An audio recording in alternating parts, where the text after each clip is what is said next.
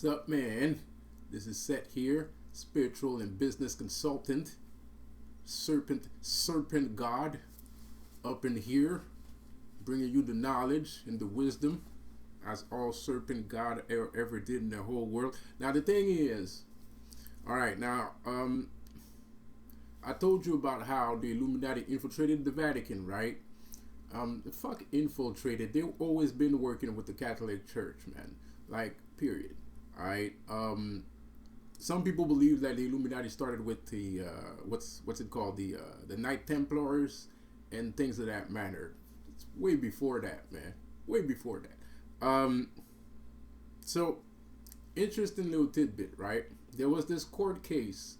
This is with like the Pope I was talking about in my live stream. Thank you guys for joining in my live stream. That was great. The Pope that I was talking about in my live stream with Pope John Paul I, that guy was a good guy. That guy tried to stop the Illuminati from taking over. He tried, right?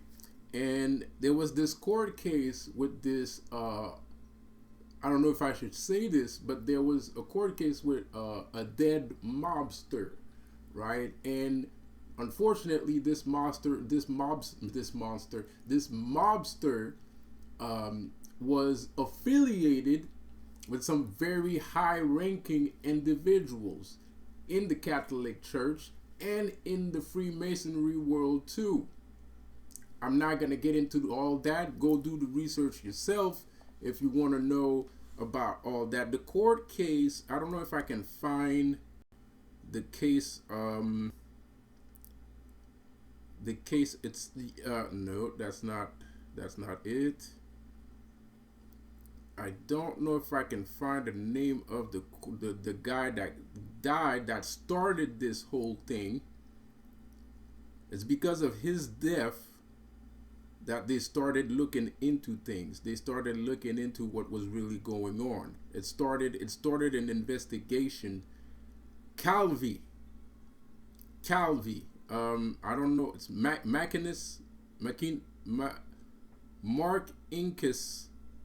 Incus Calvi. No, I don't think that's right. I don't think that's that's not the real. No, hold up. I don't think that's the name that I'm looking for.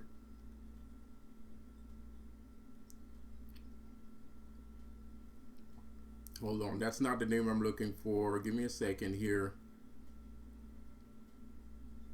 Yeah, Calvi is the case, the Calvi case. Roberto Calvi, right? This guy, in April 2015, he's a Sicilian mobster, right? A Roman crime boss, and two others were indicted in connection with the 1982 hanging of Roberto Calvi, financier dubbed God's banker for his close tie to the Vatican, right? I just want you to hear how they actually, well, I don't know if I can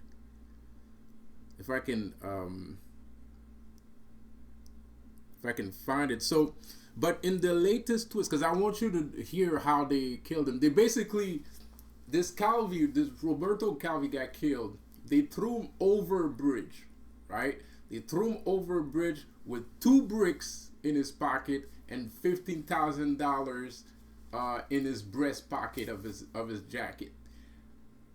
It was a kind of message. I don't know what that means. I'm not a professional in all the types of whacking techniques. Different kind of whackings mean different kind of things. So this particular whacking, I find it to be quite peculiar, because why would you put $15,000 in a guy's coat jacket while he's hanging from a bridge above the water with 2 bricks in his pocket? I mean, like, you obviously didn't want him to survive, and I don't necessarily think you wanted somebody to pull his body up, or else you wouldn't put 2 bricks in his damn pockets. Anyway, with that said, so that's a very weird, it's a very weird way to go. It's very bizarre. So anyway, but in the latest twist of the saga, Prosecutor now say that mafia killed Calvi for stealing. The mafia killed Calvi for stealing from them and from Italian financer Lucio Gelli or Gelli. Gelli was the head of the P2 Lodge, a shadowy Masonic organization whose member once included prominent politicians, businessmen, and military officers. All right. So, targeted individual: politicians, businessmen, and military officers. Right? What you have right here, right? You have shadow government, blackballing, right, and military officers. Right? These guys are part of a Masonic lodge. This same Masonic lodge is also tied to the Vatican. I'm just saying. Just a quick little tidbit, right? So anyway.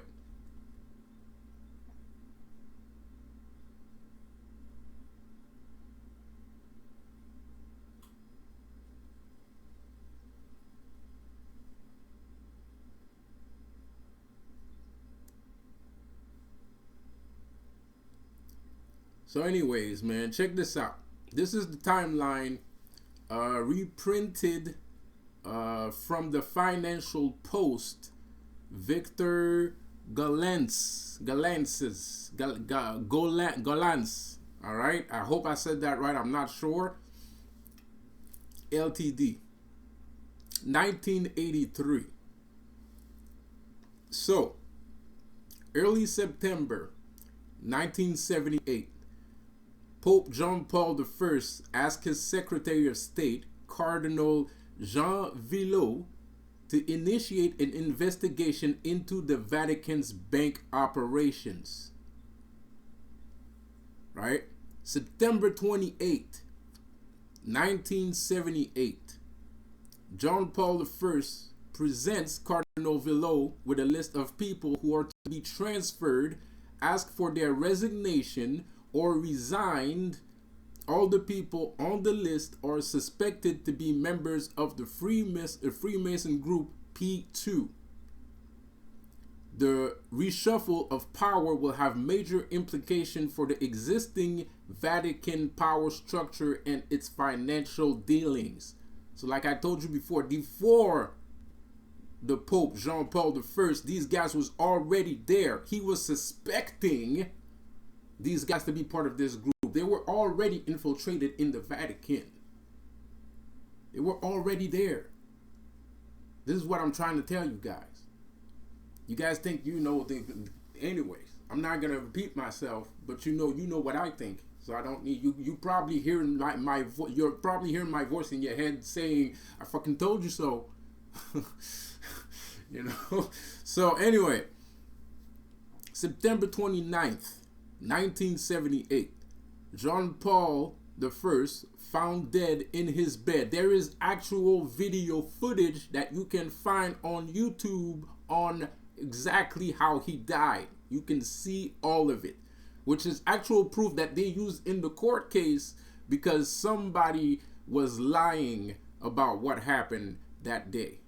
Anyway, September 29th, 1978, John Paul I found dead in his bed.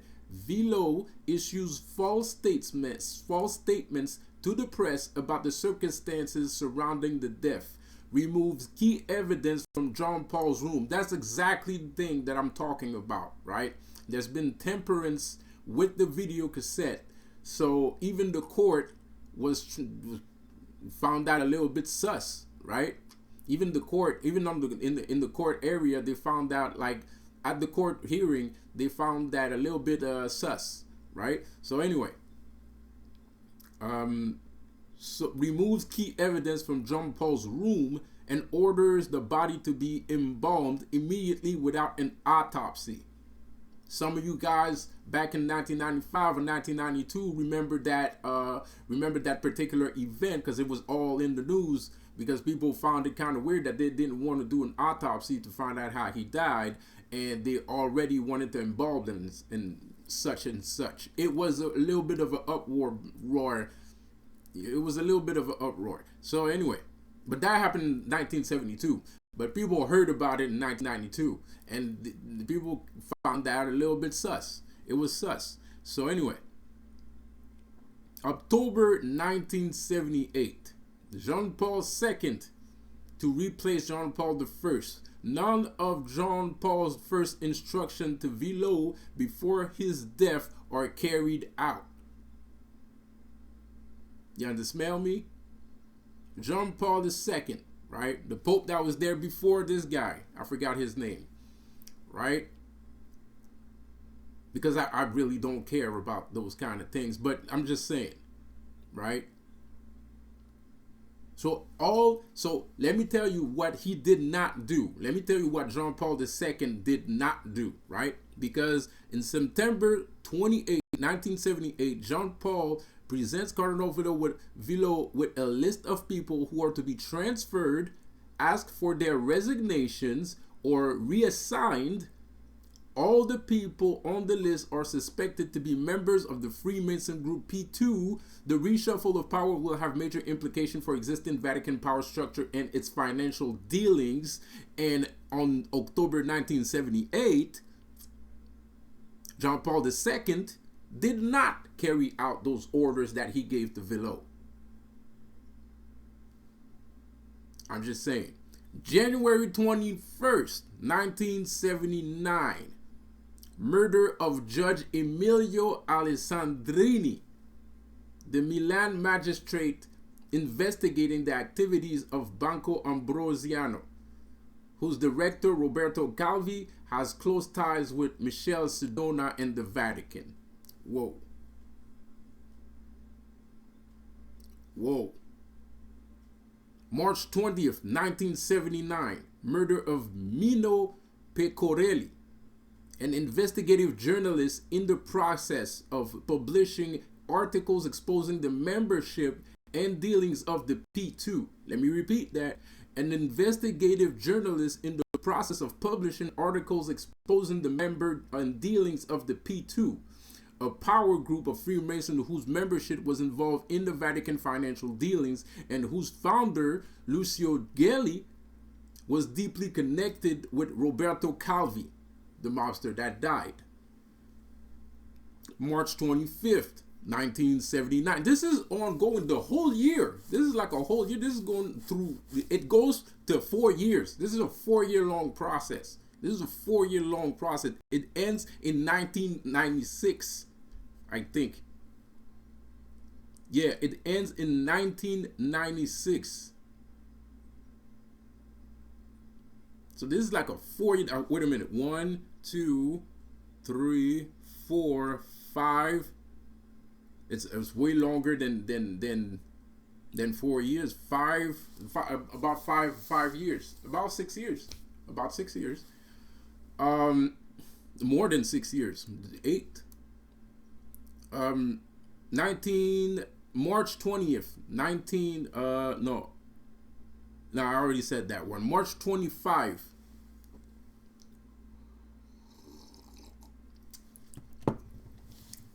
I shouldn't drink coffee with my grills on, but I just wanted to taste, man. Anyway.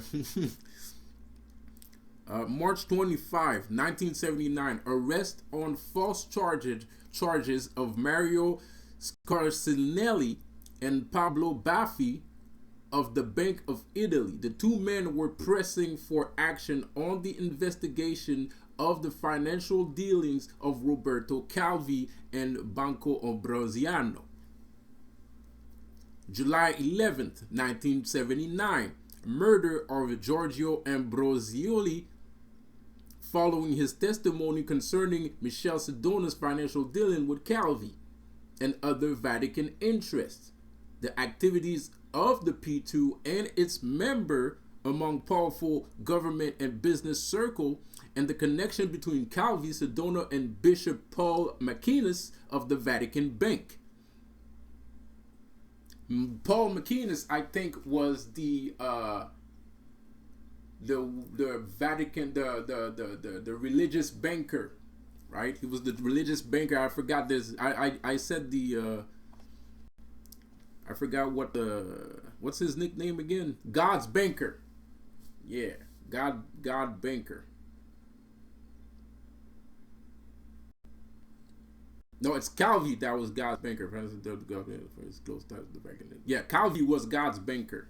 So Calvi had ties with the Vatican and with the mobsters. He died. That exploded, and the whole thing went south. The whole thing went south. Um, July 1979, murder of Giorgio Ambrosili, following his testimony concerning blah blah blah. July 13th, 1979, murder of Lieutenant Colonel Antonio Varisco, head of the Rome Security Service, who was investigating. That's a very high-ranking army officer, dude. Lieutenant Colonel, bro. What? Antonio Varisco, head of the Rome Security Service, who was investigating the activity and membership of P2 and has spoken with Giorgio Ambrosioli 2 days before Ambrosioli's death.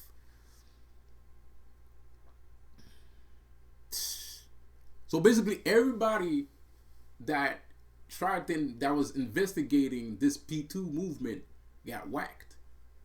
All of them. They, like, not all of them, but most of them. There's a reporter. Her dealings were disrupted.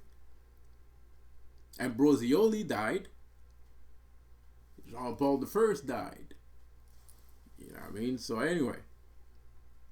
July 21st, 1979, murder of Boris Guilano and Palermo police deputy superintendent and the head of the Palermo CID.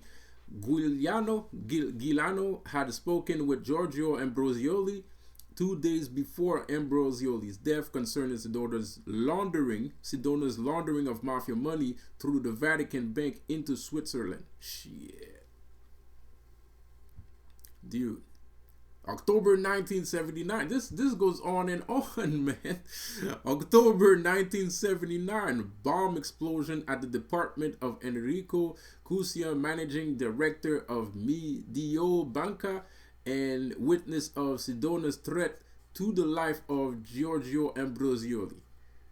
February 2nd, 1980. The Vatican withdraws at the last moment its agreement that Cardinals Giuseppe Caprio and Sergio Guerri and Bishop Paul McInnes will provide videotaped deposition on behalf of Michel Sidona in his trial in the U.S. on charges of fraud, conspiracy, and misappropriation of funds in connection with the collapse of Franklin National Bank. This is the Vatican that's getting... It's the damn Vatican, man. Like, you know what I mean, bro? Like, they got prosecuted. They got prosecuted, bro. This P2, of course, it's the P2 part that got prosecuted, but these guys was working with the Vatican anyway. So who cares? The P2 is a branch from the Vatican. They just call themselves P2, right? But they're Masons. I mean, you know, Illuminati. So anyway, May 13th, 1980, Michel Sidona attempts suicide in jail. June 13, 1980, Michel Sidona sentenced to 25 years. Now, of course, it's only the girl that got arrested, right? She got the short end of that stick. I'm gonna tell you that right now. No puns intended. July 8, 1980, Roberto Calvi attempts suicide while in jail on charges of fraud, etc. Later released on bail and confirmed as chairman of Banco Ambrosiano. What? Calvi attempted suicide in jail in July 1980. So, okay, so the case is Roberto Calvi, but the guy that died, hold on, because he got killed, he didn't attempt suicide.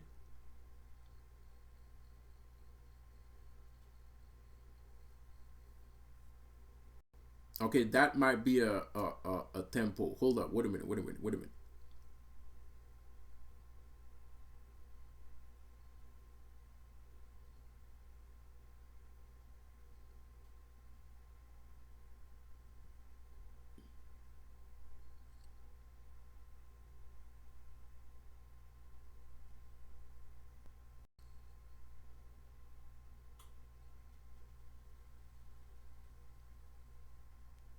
Hold. Okay. No. Okay. So this, yes, I'm sorry, my bad. I got lost. Sorry. Because he died in 2005. He died in 2005. He didn't die. So this is kind of recent. Like he died in 2005. But the thing is, John Paul II's murder, that wasn't recent. That was in 1978, and we all know what happened there. And I mean, we had shows that was talking about it. People already suspected that Illuminati actually killed John Paul II. But Calvi's murder, that actually opened up this can of worms. That was the drop that.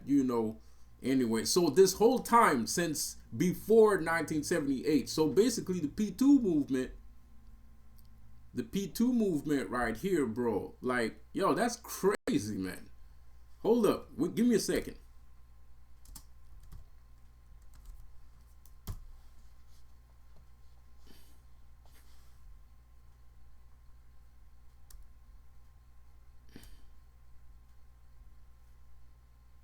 These guys were around for how long? Because they were around for a long time, but I just want to know how long they've been around. I just want to have a rough, a rough approximation of how long they've been around. Okay, well, I'll check that later. I'll check that later because this is actually quite taking quite a bit of time. So anyway, right? So Roberto Calvi attempts suicide while in jail on charge of fraud. So he got arrested too. Later released on bail and confirmed as chairman of Banco Ambrosiano. Wow, wow. Not to be mistaken with Ambrosioli. Those are two different people, right? Um, September 1st, 1981, the Vatican Bank apparently Ambrosiano. Let me see if I have it here. Well, I did. Oh, hold up. I passed it. It was what year? The whole Ambrosiano shit. Okay, now January 21st, 1972, murder of Judge Emilio Alessandri, the Milan magistrate investigating the activity of Banco Ambrosiano, whose director Roberto Calvi was close tie with. So he was a banker. He was working with Calvi, with Roberto Calvi, and Ambrosioli. I think that's the mobster. If I'm not mistaken. Hold up, where is it? Okay. So he died. Ambrosioli died, but Ambrosiano was still alive while Calvi was still in jail. And then he got released from jail, took back a position at the bank, then reconfirmed as chairman of Banco Ambrosiano. So now he works for Banco Ambrosiano now, right? So they're just switching chairs. They're just playing musical chairs and shit, right? Fucking crazy, man. Shit is crazy, bro. July 8th, 1980. Roberto Calvi attempts suicide. Okay, no. I already read that. Sorry. September 1st, 1981. The Vatican Bank, apparently at the request of Roberto Calvi, issues letter of comfort acknowledging its controlling interest and assuming responsibility for a more than $1 billion debt of a number of banks controlled by Calvi. Bro, that's like the bosses of all bosses, man. Bosses of all bosses here, bro. Hold up. Is there a hole in my... Oh, no, it's just the reflection. Sorry. This bosses of all bosses, bro. He had more than one bank, man. Like, he was controlling all the national banks, period. Ambrosioli took the brains when he went to jail, obviously. Now he comes back and he's part of the chair. He's part of the group. If you don't know what a chairman is, it's basically a CEO. He's CEO, right? So he's still at the same spot where he was when he left, right? So that's crazy. Even though they lost their court case, right? For all the frauds and all that shit, right? crazy nonsense, man. January 12th, 1981, a group of shareholders in Banco Ambrosiano sent a letter to Jean Paul II outlining the connection between the Vatican Bank, Roberto Calvi, and the P2 and the Mafia. The letter is never acknowledged for some reason. April 27, 1982, attempted murder of Roberto Rosone, general manager and deputy chairman of Banco Ambrosiano, who was trying to clean up the bank's operation. Yeah, right. June 17, 1982, Roberto Calvi found hanged to death from a bridge in London. A few days later, a $1.3 billion hold is discovered in Banco Ambrosiano, Milan, October 2nd, 1982. Giuseppe Dell'Accia, executive at Banco Ambrosiano's, dead of all fall from a window of Banco Ambrosiano in Milan. March 23rd, 1986, Michel Sedona found dead of poisoning in the entire jail to which he had been extradited on charges of ordering the murder of Giorgio Ambrosioli, Albino Luciano, and Pope Jean Paul I.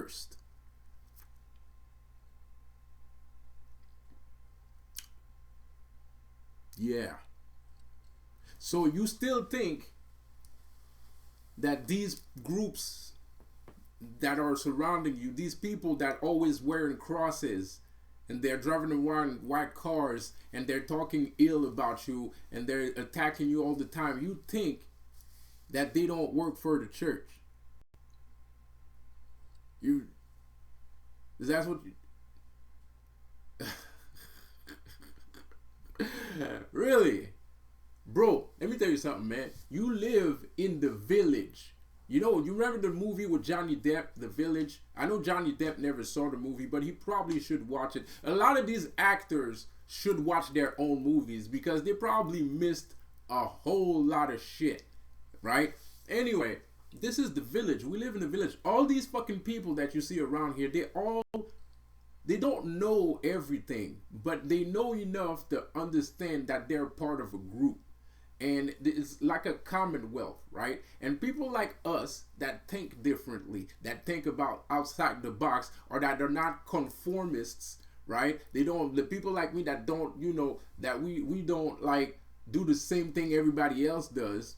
We stick out like a sore thumb, right? We stick out like a sore thumb. So they have to nail us down because even the normal people that don't even know half of the shit that I just said understand the simple process that if I don't conform, something bad is waiting on in the lines for this person, for them. But that's just brainwashing. Nothing bad's gonna happen, bro. Like it's just known, it's just understood, it's for the commonwealth, so it's not just the village. It wasn't about like one village, it's about the entire world. That's how the entire world works.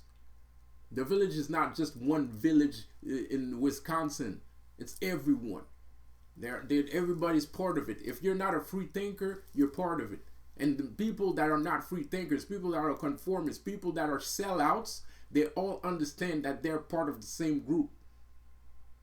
They might not like each other all the time. They might fight with each other sometimes. But one thing's rest assured, they understand clearly what their place in the world is. And their place is to be slaves for the Illuminati. They're nothing more than meat, than fucking batter, like a whipped cream. You know what I mean? A cream waiting to be whipped. Just followers, sheep, right? And I don't know if it's a lack of knowledge that makes that creates that, or that I don't know if it's a lack of knowledge, laziness, fucking I don't know what it is. All I know is, for some fucking reason, from time to time, there's people like me that come around and that are completely free thinkers, and for some reason we stick out. I don't know what's up with that. I don't know why people are like that. I don't know what's going on. Because the thing is, that's the thing. These people, this is why I think there's a lack of knowledge in this. Because most people don't even think, like your parents, don't even think of telling you what's going on. Like they don't even fucking mention it, right? Like they know they have to follow, but they don't know why they have to follow. So when they have a kid, they don't know how to explain to the kid that they have to be sheep in order to make it in the world. But the thing is, some people rely on the school system in order to you know, because the thing is, that's why some parents are strict, right? Like, shut the hell up, do your homework, don't ask any fucking questions, right? And everything will be fine. Because that's how they made their money, right? That's how they made their money. So they expect you, they're trying to show you the way that they made their money, right? So of course you can be a doctor, no problem. You can play basketball, you can do all that. But the first thing first, you got to shut the hell up, finish school, and everything will be all right. Just conform. Don't ask any fucking question. Everything will be fine. Everything will be fine. Don't fight for your rights. Don't fight for your freedom. Don't do none of that shit. Just go to school, shut up, and everything will be fine. And I'm not saying there's something wrong with that. All I'm saying is, because of the lack of knowledge of why you're following these people, you are unable to explain to your child properly that you're living in a commonwealth where everybody's part of the same fucking group of crazy, psychotic individuals, and all you're fucking doing is spending all your energy and all your effort and all your blood in your system to feed a family of people that's been rich since the 1800s. That's all you're doing. You're just feeding a family of people that don't even need your money. Because you don't want no trouble. And it's fine. You don't have to look for trouble. There's nothing wrong with not wanting any trouble. But at least know your shit. Explain to your child correctly what the fuck is going on, because then he's gonna grow up like me. He's gonna grow up with a free mind. He's gonna grow up like me. He's gonna grow up to be free. He's gonna grow up to be Neo. Do you want a Neo in your family, or you want a doctor? If you want a doctor, you better fucking start explaining to him what the fuck is going on right now before it's too late, or else he's gonna become Neo. And he's gonna be out of control, and life is gonna be topsy-turvy. So you better get to it. You better get to it before you can't take the chance, because you're taking the chance by not knowing all of this. You taking the chance of that kid not following the rules, because everybody follows the rules. Gangsters follow the rules. Everyone follows the rules. Even though we have, like, this is a big family, man. The village, it's a big family. Everybody follows the rules, bro. As long as you follow the rules, everything is fine. Right? You have a future.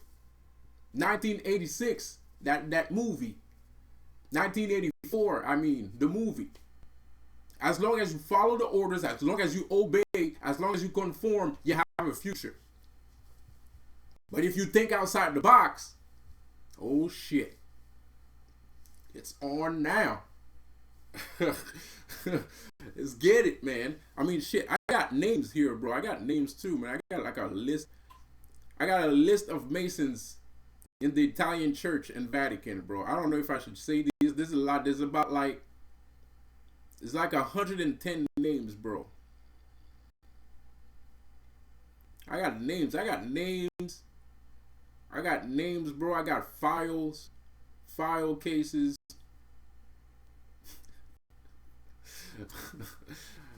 I got all that shit. Fuck with me. Anyway,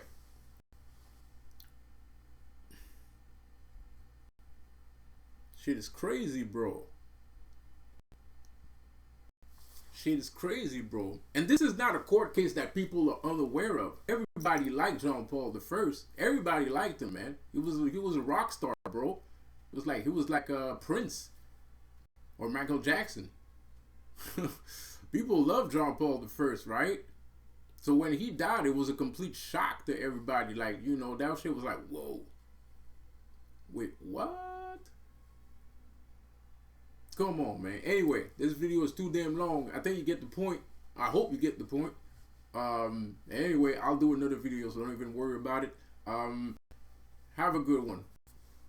Peace out. And don't forget to subscribe and like and share. It would really help my channel out.